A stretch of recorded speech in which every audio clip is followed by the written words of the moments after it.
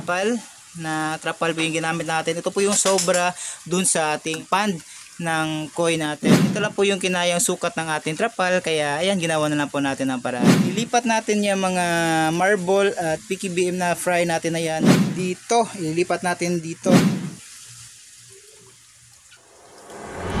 Yo, what's up guys? Another day, another fish video na naman po tayo. At sa video na to, tara samahan nyo ako mag-set up ng mga bagong tab para dito sa ating mga balloon molly, para mailipat rin po natin yung mga malalaki at may space tayo para dun sa mga bagong fry nating breeders. So ayun, samahan nyo ko, tara.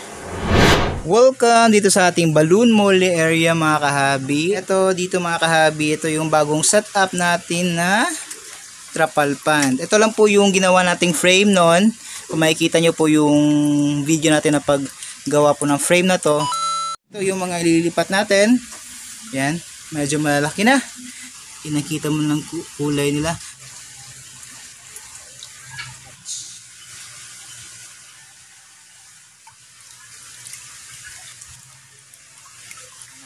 Yan o. Silang lumangoy.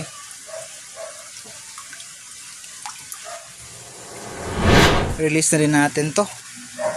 Isang male lang yung nilagay natin para. So ito guys, talipat na po natin. Yan sila.